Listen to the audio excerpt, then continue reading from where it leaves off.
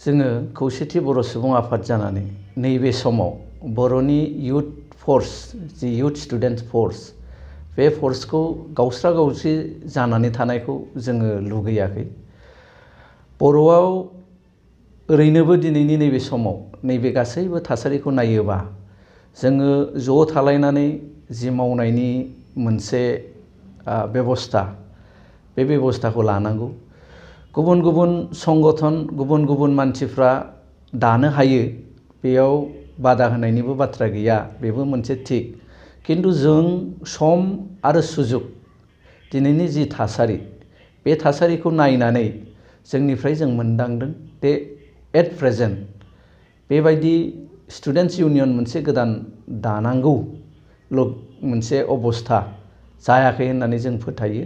आरो जोंनिफ्राय जोङो खावलायगोन गासैबो बर'नि जेसेबां आफादफोर दङ, साफ्रोमबो सुबुङा बर'नि गुबुन गुबुन आफादफोरनि सायाव बुंनांगौ मोन्थाया दङ, सोंनांगौ मोन्थाया दङ।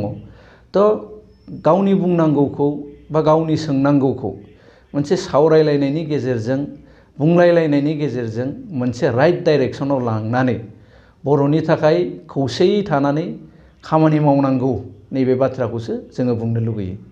आरो बे समाव जिहेतु जोङो खनसे नङा खननै बर' फरायसा आफादखौ टारगेट खालामनानै बेबायदि आफाद दानाय सोमजिनो नागिरबाय थादों। बेयाव बर' फरायसा आफादनि माबा मोनसे दुर्बल दं नामा? थोंजोङै आङो बेबायदि होननानै सानाखै। आङो एसे आगोलावबो बुंखादों जे साफ्रोमबो बर'हानो जिहेतु बर' फरायसा आफादानो जा बा बर'नि गुबुन गुबुन आफादफोर, बे आफादफोरनि मावनाय दांनायनि सायाव गाव गावबागाव बुंनोनि मोन्थाय, बे मोन्थाया दङ। जिहेतु गुबुनफ्रा बुङोबा बे बुंनायखौ खोनासंनानै बिथांमोनहा मा लुगैदों बेखौ सावरायलायनायनि मोनसे बिथा खालामनांगौबो गासैबो आफादफ्रा थायो। बेनिखायनो जोंनिफ्राय जोङो थोंजोङै बुंनो लुगैदों, जुदि माबाफोर दंमारथारोबा जोङो सावरायलायनायनि टेबोलाव फैनांगौ। आरो गासैबो आफादफ्राबो जुदि आफादफोरखौ सोरबाया टारगेट खालामनानै बुंदोंब्ला मा बुंनो नागिरदों बे बाथ्राफोरखौ लानानै गुवारै सावरायलायनाय मोनसे प्लेटफर्मनि गेजेरजों राइट डाइरेक्सनाव जों थांनांगौ।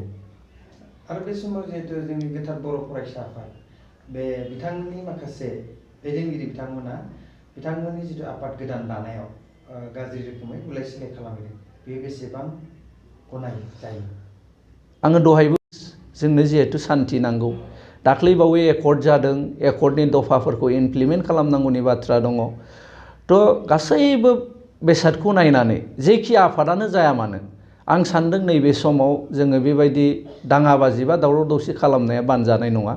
जिहेतु जों दाख्लै एकर्ड खालामदों, एकर्ड इमप्लिमेन्ट खालामनांगौ गोबां दफाफोर जोंहा दाबो दङ।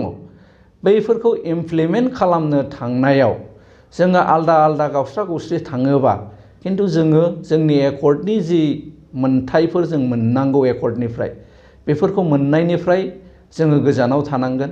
जिहेतु गुबुना जोंखौ गावस्रा गावस्रि जानायखौनो लुगैगोन, किन्तु जोंथ' बुंबाय थादों खौसेथि बर' सुबुं आफादनिफ्राय जे गासैबो बर'नि आफादफ्रा जयै रायलायलायनानै बर'नि थाखाय मा मा मावनांगौ दङ, मारै लाङोबा मोजां जागोन, बिनि मोनसे आबहावा एबा मोनसे प्लेटफर्म जोङो खालामना लानांगौ। आरो बेयाव गासैबो आफादफ्रा ज' जाजाय सावरायलायनायनि गेजेरजों खामानि मावनायनि जि आबहावा बेखौ बानायनानै लानांगौ।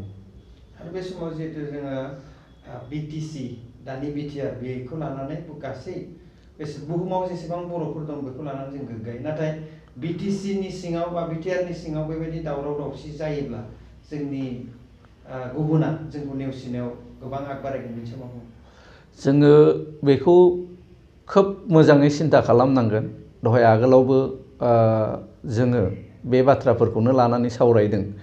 जिहेतु बिटिसि एबा दानि बिटिआर बे जोंनि बर'नि उथुमाय, जे बर'नि मोनसे बिथा, बे बिथाखौनो लानानै बुहुमनि गासैबो बर'फ्रा गोग्गायो एबा बेखौनो रल मडेल हिसाबै लानानै गुबुन गुबुन हादोराव थानाय हादोरसाफोराव थानाय गासैबो बर'फ्रा सोलिनो नाजायो। बेनिखायनो जोङो लुगैदों जे बिटिआर एबा बिटिसि बे ओनसोला मोनसे मडेल जानांगौ। बिटिआर आरो बिटिसियाव दला दलि जानानै राजनितिकनि माखासे दहाय होलायनानै जुदि बाथ्राखौ बुंलायलायबाय थायोब्ला बे थिग जानाय नङा। ओंखायनो जोंनिफ्राय जोङो स्ट्रेट फरवार्ड खौसेथि बर' सुबुं आफादनिफ्राय जोङो स्ट्रेट फरवार्ड बुंबाय थादों जे अराजनैतिक संगठनफ्रा अराजनैतिक भाबे थानानै अराजनैतिक प्लेटफर्म मोनसे बानायनानै बर'नि थाखाय मा मावबा मोजां जायो बेखौ जोङो सिन्था सरसा खालामनांगौ। जाय बिथांमोनहा राजनिति खालामदों, बर'नि जाय दैदेनगिरि बिथांमोनहा राजनैतिक हान्जाफ्राव दङ, मावनो नागिरदों। बिनिखायनो राजनैतिक दोलोफ्राव थानाय बर'नि दैदेनगिरिफ्राबो मोनसे मोजां राजनिति खालामनायनि गेजेरजों मोजां आबहावा दालांनो नाजानांसिगौ होननानै जों खौसेथि बर' सुबुं आफादनिफ्राय खावलायनो लुगैयो। जोबथारनायाव जिहेतु जोंनि बर'नि गेजेराव गोबां गावस्रा गावस्रि जानो नागिरदों आरो राजनिति भाबै गोबां जोंहा खैसाराव गोलैनानै दं, बेफोरखौ नोजोर होनानै खौसेथि बर' सुबुं आफादा बेबारनिफ्राय माबायदि हाबा मावलांगोन थांखि लादों? जोङो जोंनिफ्राय मोनसे एक नम्बर बाथ्राया जागोन जोङो ज' खालामनाय। गासैबो बर'नि जेसेबां दल संगठन बर'नि माहारियारि आफादफोर, बे आफादफोरखौ ज' रायलायलायनायनि गेजेरजों ज' मोनसे जालायनायनि गेजेरजों जोङो रायलायलायनायनि गेजेरजों बर'नि थाखाय खामानि मावनाय, बेनि एक नम्बर थांखि जागोन। जोङो सान्थि भाबै खामानि मावनांगोन।